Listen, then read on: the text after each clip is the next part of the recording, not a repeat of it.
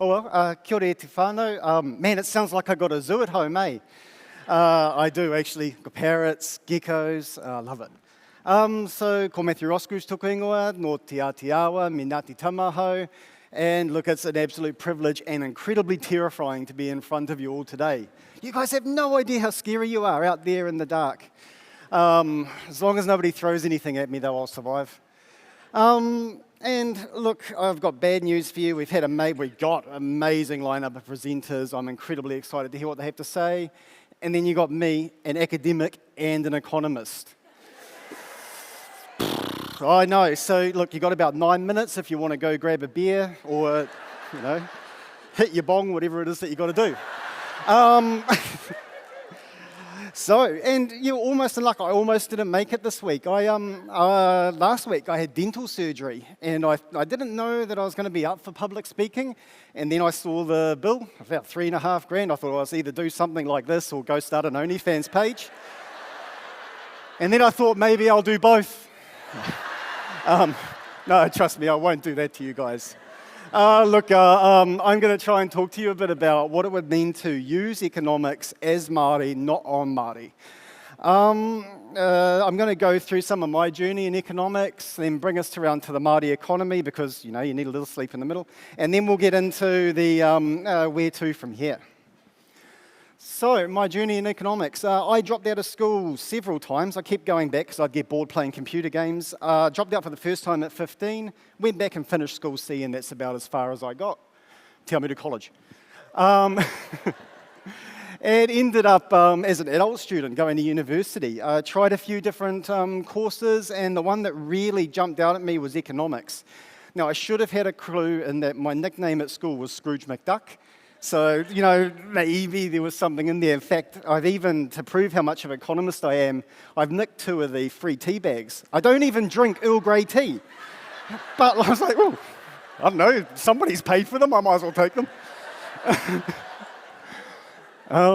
So anyway, too lazy for a real job. I did my PhD, became an academic. And then I was trying to, I was thinking about in my entire journey becoming an economist, nobody ever talked to me about the Māori economy. I never went to a lecture. I never had a lecturer talk about us, certainly in a positive way. Maybe where Māori were presented, it was in a deficit mindset. And so my training was white, Eurocentric, Western. It was led by Western thinkers with Western ideas. Some of these old boys here. Look, I'm wearing the uniform. Starting to get the hair like them too. And the hair like them too. So these were the heroes when I was studying economics. And it wasn't until I got to work with the amazing Tahu Kukutai that I started to see that, hey, you could take these academic disciplines that are incredibly dry, white, and tools of colonization in many ways, and reimagine them from a Māori perspective. Tahu was doing that in demography and sociology. And then one day I got a call up from my auntie Leonie Pihama. And I was just one of these fellas. Well, then I'd be rich.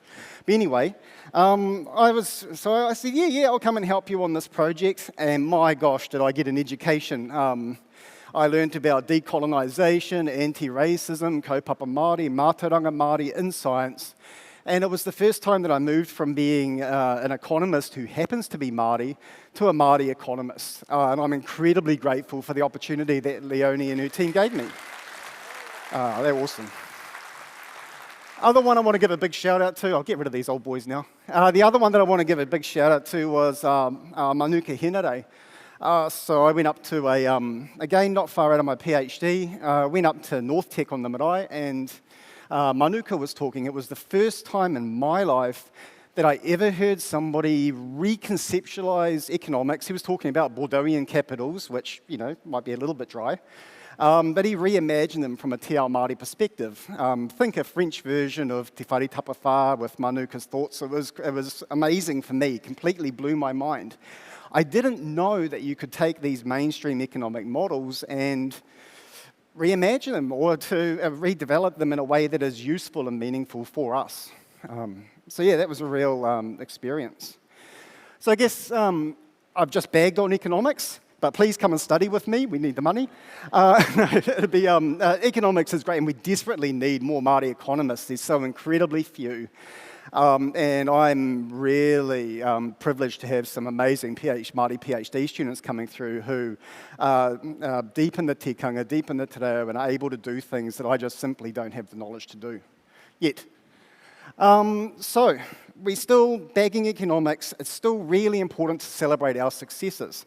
And we've been incredibly successful. I mean, that work that Bill's done that's showing that our Māori economy's doubled since 2018, 126 billion. 49% increase in self-employed. I think that's a good thing. And our economy is looking diverse and resilient, and it's going on a fantastic trajectory. We've got all sorts of statistics. We're doing better and better in tertiary education. Oh, something's happened on that one. Trust me, we're doing really good on GDP. Don't trust an economist. If I was a good economist, I'd be rich and flying here on my own plane. And we've talked about already, our demographic is just priming us for so much success. So there's a lot of positives out there that we need to celebrate.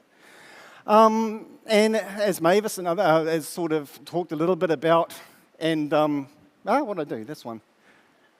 Now what's happening? There. Anyway, the one at the back.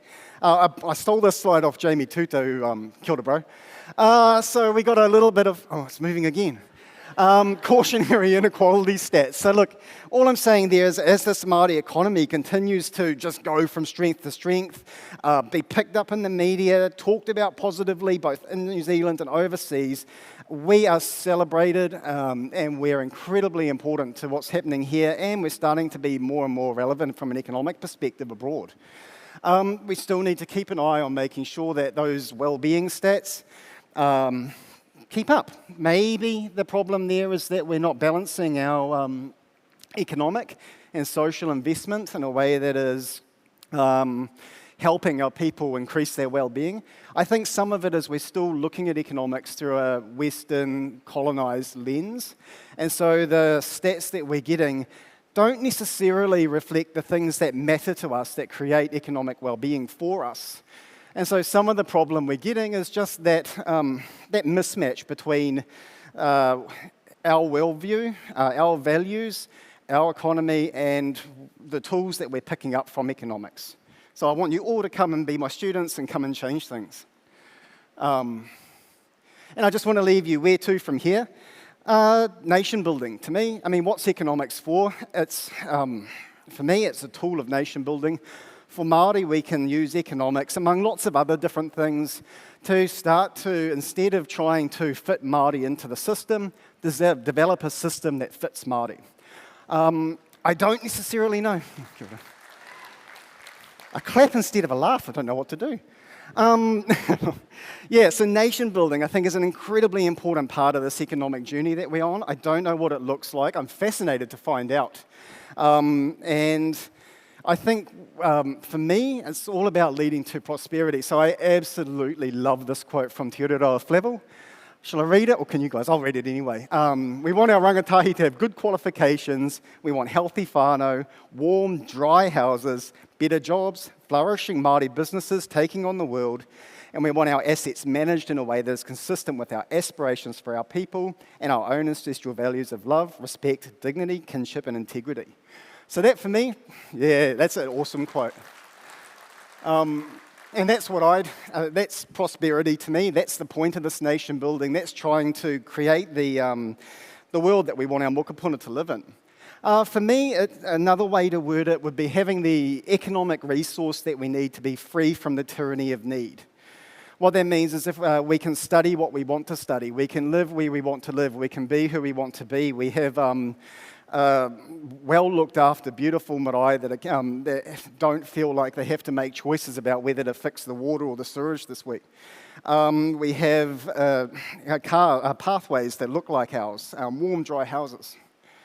And I just want to leave you because my time's up. I'm done. Look, these were the old boys that were the heroes when I was growing up in economics, and what I really hope is that the future looks far more like this with our amazing economy leaders.